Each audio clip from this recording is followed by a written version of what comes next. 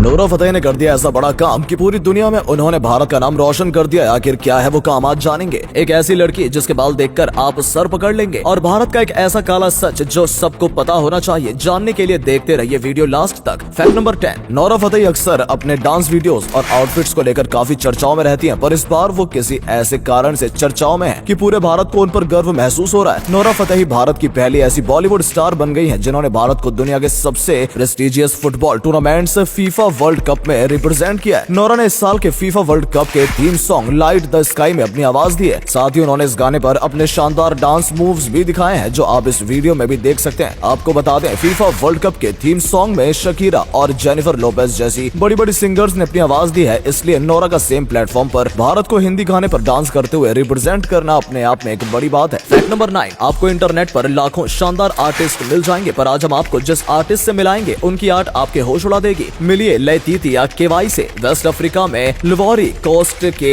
एबिडजैन में रहने वाली 25 साल की आर्टिस्ट लैटिटिया अपने बालों को कुछ इस तरीके से अलग अलग शेप्स देती हैं, और इनके वीडियोस वो अपने टिकटॉक अकाउंट पर शेयर करती हैं। लैटिटिया के सोशल मीडिया पर लाखों फॉलोअर्स हैं जो उनके इस शानदार हेयर आर्ट के दीवाने हैं। यही नहीं, लैटिटिया अपने बालों को कुछ इस तरीके से स्कीपिंग रोप बनाकर स्कीपिंग भी कर लेती है, जो देखने में काफी मजेदार लगता है। फैक्ट नंबर 8, आपने अक्सर नोटिस किया होगा कि लंबे ट्रेवल्स के दौरान आपको चलती गाड़ी में नींद आने लगती है, पर क्या आप इसके पीछे का कारण जानते हैं? आज हम आपको बताते हैं। असल में हमारा दिमाग जब किसी इंटरेस्टिंग एक्टिविटी में एंगेज्ड नहीं होता और सेफ और कंफर्टेबल फील करता है तो हमें नींद आने लगती है, और ऐसा एक्सपीरियंस हमें सबसे पहले बचपन में माँ की गोद में होता है, जहाँ माँ हल्के हल्के झूला देते हुए सुलाती है, और गाड़ी में जाते हुए भी सेम वैसा ही एनवायरमेंट बनता है जहाँ आपका दिमाग किसी इंटरेस्टिंग एक्टिविटी में एंगेज्ड नहीं होता है और सेफ और कंफर्टेबल फील कर रहा होता है। साथ ही साथ हल्की हल्की हिलती कार माँ के गोद के झूले जैसा काम करती है, और हमारा दिमाग हमारे बचपन के एक्सपीरियंस में चला जाता है और हमें चलती गाड़ी में नींद आ जाती है। क्या आपको कभी ड्राइव करते नींद आई है? कमेंट्स में अपना एक्सपीरियंस लिखकर जरूर बताएं। फैक्ट नंबर 7, आपने आज तक कई मच्छर देखे होंगे, हो सकता है अभी भी आपके आसपास कई मच्छर घूम रहे हो, पर आज हम आपको दिखाएंगे दुनिया का सबसे बड़ा मच्छर जो कि हाल ही में ढूंढा गया है।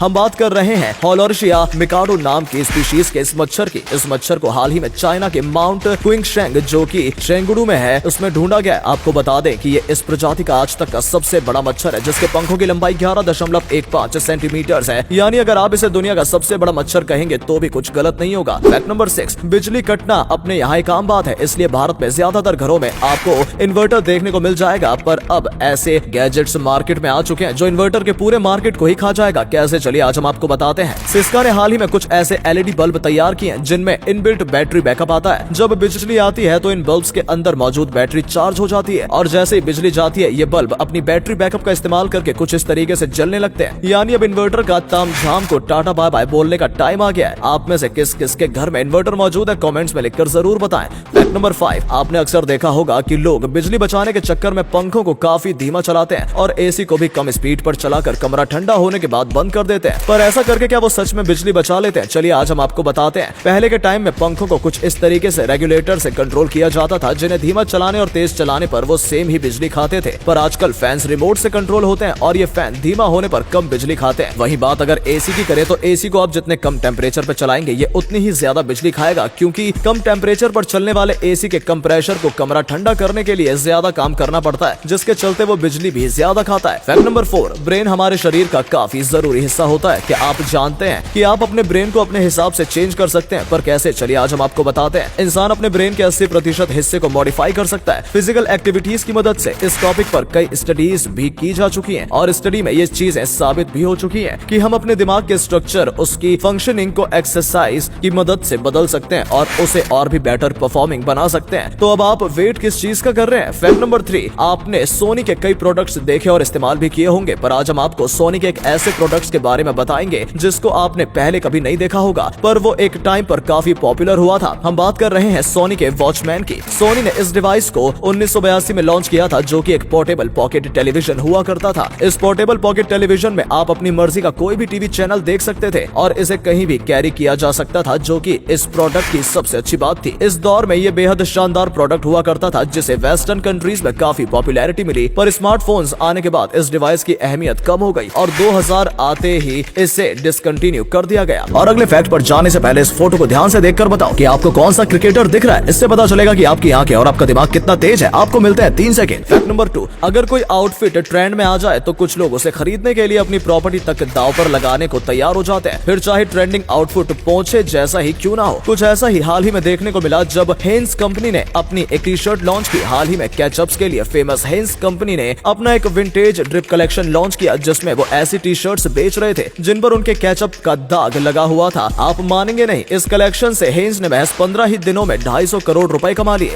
मतलब ट्रेंडिंग कर दो किसी चीज को और लोग बेवकूफों की तरह उस चीज के पीछे पड़ जाते हैं। फैक्ट नंबर 1, भारत की ज्यादातर वेल्थ पर अमीरों का कब्जा है और गरीब और भी गरीब होते चले जा रहे हैं। चलिए आपको आंकड़ों की मदद से समझाते हैं। 1961 में भारत के टॉप 1% अमीर लोग भारत की टोटल वेल्थ का 11% हिस्सा कंट्रोल करते थे, जो अब बढ़कर 43% हो चुका है। यानी भारत की लगभग आधी वेल्थ पर भारत के 1% लोगों का कब्जा है, जिसके चलते भारत के अमीर लोग और भी अमीर होते जा रहे हैं और गरीब लोग और भी गरीब हो रहे हैं, जिससे भारत सरकार की पॉलिसीज का भी बड़ा योगदान है। दोस्तों वीडियो अच्छा लगा हो तो इसे शेयर कर देना। ऐसा करने से हमें मोटिवेशन मिलता है और ज्यादा अच्छे वीडियोस बनाने के लिए। वीडियो देखने के लिए आपका बहुत बहुत धन्यवाद।